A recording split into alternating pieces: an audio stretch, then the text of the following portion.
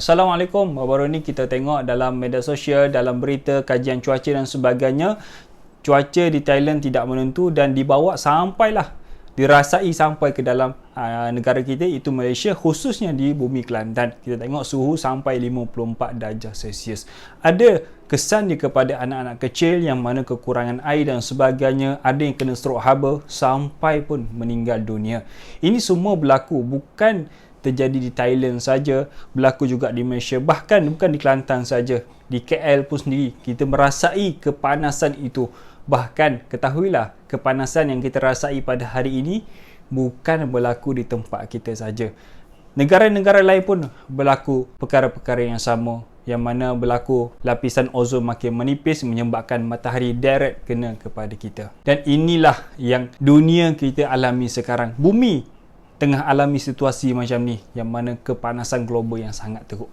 Dan kita tengok apa kesan daripada kepanasan itu, dan kita tengok balik, ni macam saya teringat balik kisah apa yang berlaku sebelum kemunculan Dajjal yang disebut oleh Nabi SAW.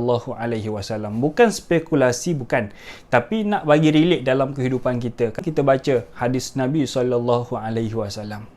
Jadi kita nak bagi faham betul, hadam betul-betul hadis Nabi SAW, dan kita tengok sebelum Dajjal keluar akan berlaku, bumi ni akan berlaku kemarau sepanjang 3 tahun berturut-turut. Tidak keluar hujan walaupun sedikit, dan akan menyebabkan semua benda, sungai kering, air laut kering. Dan ketika itulah benarlah apa yang disebut oleh Nabi SAW. Hari pertama Dajjal keluar, tidak ada setitis air pun di atas muka bumi. Sebab apa? Telah pun berlaku kemarau selama 3 tahun berturut-turut. Sekarang tidaklah. Sekarang kita tengok 2 hari kemarau, hari ketiga turun hujan. Ataupun pagi sampailah petang, sampai pukul 6 panas memanjang. Pukul 6.30 dah turun hujan. Itu pun sekejap. Itu bukan kemarau yang disebut oleh Nabi SAW. Yang disebut oleh Nabi, 3 tahun berpanjangan, tidak turun hujan. Dan ketika itulah hari pertama Dajjal keluar, tidak ada sedikit pun air dan tidak ada sedikit pun makanan, yang menyebabkan manusia akan mengkiblatkan Dajjal pada ketika itu. Dan ketika itulah kata para ulama, Dajjal akan menzahirkan diri, menzahirkan kehebatan dia. Dan ulama kata ketika itu mereka yang lemah iman mereka akan berpusu-pusu pergi bertemu dengan Dajjal untuk meminta pertolongan daripada Dajjal. Ketika itu kita tengok mata wang tidak memadai, mata wang tidak berguna, kerana mata wang ketika itu, duit ketika itu tidak boleh menghasilkan makanan, tidak boleh menghasilkan minuman, tidak boleh turunkan hujan, yang mana manusia nak duit banyak tapi tak boleh nak beli air, air pun tidak ada.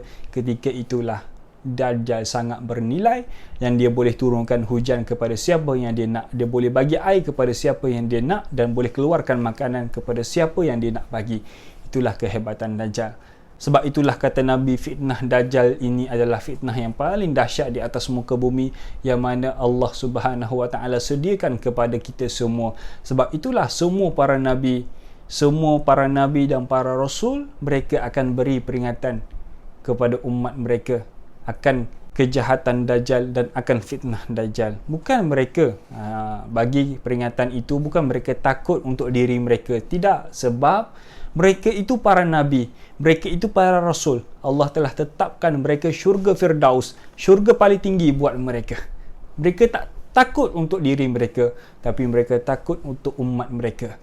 Berapa ramai umat mereka akan mengikut Dajjal, dan berapa ramai umat mereka tidak mengikut Dajjal. Dan mereka tahu yang Dajjal bukan di zaman mereka, tapi disebabkan dahsyatnya fitnah Dajjal, mereka pun bagi peringatan kepada umat-umat mereka. Begitu jugalah yang kita ni umat akhir zaman, Nabi kata confirm kamulah akan bertemu dengan Dajjal, umat inilah akan bertemu dengan Dajjal. Nabi telah pun bagi confirmation kepada kita semua.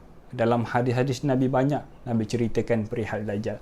Jadi apa persiapan yang kita kena buat sebelum bertemu dengan Dajjal? Daripada tadi saya bagi tahu, ada juga yang bagi tahu, Ustaz, kalau macam tu saya kena sediakan air yang banyak untuk bertemu dengan Dajjal. Saya kena simpan berbotol-botol, bergeleng-geleng air untuk bertemu dengan Dajjal. Ingat apa yang saya bagi tahu tadi, 3 tahun berturut-turut tidak ada air, kita akan kehausan panasan global yang sangat dahsyat. Hari ini 54 Celsius. Itu pun dekat Thailand, tak sampai dekat kita. Dekat KL pun dalam 34 darjah Celsius. Itu pun kita rasa sangat-sangat penat. Dulu pun ketika mana saya berada di Mesir, suhu sampai ke 50 darjah Celsius. Bila mana kita balik pada kelas, terus sangatlah panas ketika itu. Tak boleh nak bagi tahu panas macam mana. Angin yang, kalau kita naik bas nak balik daripada kuliah, angin yang kena dekat muka itulah angin yang panas. Sangatlah panas. Kalau boleh nak tutup muka, tak bagi angin itu kena kepada muka kita. Dan kita memerlukan air untuk basahkan diri kita. Kita buka kipas, kipas pun rasa panas ketika itu. Itu baru 50 darjah Celsius. Lalu bagaimana pula dekat dengan kemunculan Dajjal? Saya yakin air itu akan jadi kering. Macam mana air 3 tahun lautan yang sangat banyak boleh jadi kering? Semestinya matahari itu sangatlah panas. Kepanasan global yang sangat teruk menyebabkan lautan yang sangat banyak kita tengok pada hari ini akan menjadi kering selama 3 tahun. Itulah zaman Dajjal.